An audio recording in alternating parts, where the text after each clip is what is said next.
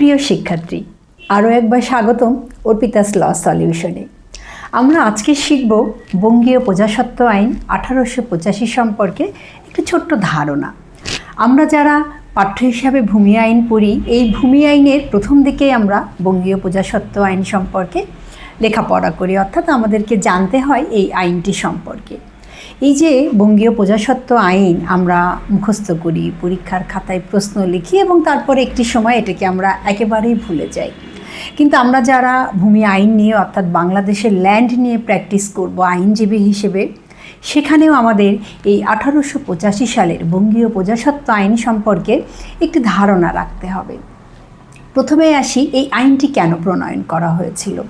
আমরা জানি 1800 এবং 1900 শতকের দিকে আমাদের এই যে বাংলা, বিহার, উড়িষ্যা, অর্থাৎ আমরা যদি আমাদের বাংলাদেশকে কেন্দ্র করেই ভাবি, জমিদারদের এতটাই দৈরাত্য ছিল, তাদের খাজনার প্রতি কোনো লাগাম ছিল না, সাধারণ প্রজা বা কৃষকের প্রতি তাদের যে অত্যাচার চলত, এগুলোকেই আসলে নিয়ন্ত্রণ করার জন্যে তৎকালীন ব্রিটিশ সরকার এই বঙ্গীয় প্রজাস্বত্ব আইন 1885 তৈরি করেন। অর্থাৎ কৃষকদের বা প্রজাদের স্বার্থ সংরক্ষণের জন্যেই আসলে প্রথমবারের মতো আমাদের ভূমি আইনের ইতিহাসের আইন তৈরি হয়, বঙ্গীয় প্রজাস্বত্ব আইন 1885। এই আইনটি কি করেছিল? এই আইনটি মূলত করেছিল খাজনার উপরে লাগাম দেওয়া, অর্থাৎ জমিদার চাইলেই ইচ্ছে মতো তার খাজনা বৃদ্ধি করতে পারবেন না, এক্ষেত্রে এটি একটি লাগাম দিবে। আরেকটি ছিল কৃষক বা প্রজার অধিকার। আমরা জানি যে 1800 বা 19 শতকের দিকে যে জিনিসটা চলেছে সেটা হচ্ছে কৃষক বা সাধারণ প্রজা যত দীর্ঘদিন ধরেই চাষ করে আসুক না কেন, তার কখনোই কোনো অধিকার সৃষ্টি হতো না, যেটি বঙ্গীয় প্রজাস্বত্ব আইন দিয়েছিল। এখানে প্রজা বা কৃষকদেরকে 3টি স্তরে ভাগ করা হয়। প্রথম স্তর ছিল যিনি 12 বছর বা তারও বেশি সময় কোনো জমি চাষ করে যাচ্ছেন, তিনি হবেন স্থায়ী প্রজা।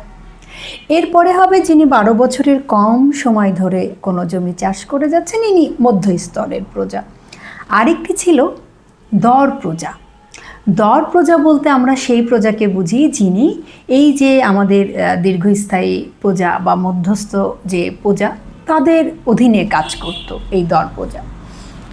সাধারণত এই আইনটিতে দর প্রজার জন্যে সেভাবে যে খুব সুযোগ সুবিধা সৃষ্টি করেছিল তা নয়, তবে এটি দীর্ঘস্থায়ী প্রজা বা মধ্যস্থ যে প্রজা ছিল তাদের অধিকার অনেকটি নিশ্চিত বা সুরক্ষিত করেছিল। যেমন যিনি 12 বছরের অধিক সময় ধরে এই একই জমি চাষ করে যাচ্ছেন, সেই জমি থেকে তাকে সরিয়ে ফেলা বা তাকে উৎখাত করা বেশ কঠিন হয়েছিল।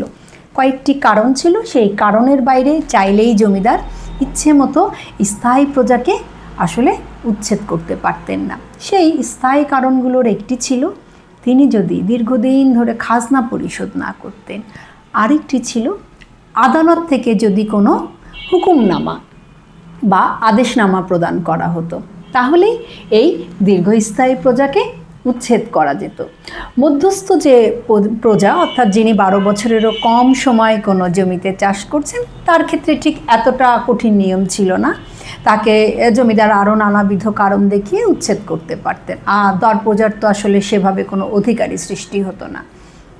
আবার এই যে মধ্যস্থ প্রজা বা দীর্ঘস্থায়ী প্রজা, এদের জন্য আরও একটি সুবিধা শুরু হয়েছিল, সেটি হচ্ছে উত্তরাধিকারিত্ব জন্মানো। অর্থাৎ আমি যে প্রজা, আমি যখন 12 বছরেরও অধিক সময় কোনো জমি চাষ করছি, আমার মৃত্যুর পরে আমার সন্তানেরা সেই জমি চাষ করার অধিকার লাভ করবে। এটি ছিল মূলত প্রথম আমাদের ভূমি আইনের ইতিহাসের প্রথম একটি আইন, যে আইনটাতে প্রজা বা কৃষকের অধিকার সম্পর্কে ভাবা হয়েছিল। যদিও এই আইনটি জমিদারি প্রথা বিলুপ্ত করতে সমর্থ হয়নি বা জমিদারদের যে ব্যাপক ক্ষমতা ছিল তা সম্পূর্ণভাবে সংকুচিত করতে সমর্থ হয়নি, কিন্তু এই আইনটি আজকের যে আধুনিক ভূমি আইন, এই ভূমি আইনের ইতিহাসের পিছনে অনেক বড় ভূমিকা পালন করেছে। এই আইনের সূত্র ধরে আমরা বর্তমানের যে খতিয়ান দেখি, আমরা যে বিভিন্ন রকম পর্চা নিয়ে কাজ করি, এই যে নানাভাবে প্রজা শ্রেণী বিভাগ, এদের মাঝখান থেকেই তো জমিগুলো এসেছে, জমিদারদের কাছ থেকে তো জমি এইভাবেই বিভাজিত হয়েছে। তাই ভূমি আইনের ইতিহাস জানার জন্যে শুধু পাঠ্য নয়, আমাদের ভবিষ্যৎ আইনজীবী হিসেবে ভূমি নিয়ে প্র্যাকটিস করার জন্যে বঙ্গীয় প্রজাস্বত্ব আইন 1885 জানা ভীষণ দরকার। আমরা আজকে একটা ছোট্ট ভূমিকা আলোচনা করলাম। এই আইনটি আসলে অনেক বড়। এরপরে আমরা চেষ্টা করব আরেকটু ব্যাপক হারে দিতে, প্রশ্ন আকারে দিতে, যাতে আপনারা আমার এখান থেকে মোটামুটি একটি ধারণা পেয়ে আপনাদের পরীক্ষার খাতায় পূর্ণ একটি প্রশ্ন লিখে আসতে পারবেন। ধন্যবাদ, সবাই ভালো থাকবেন।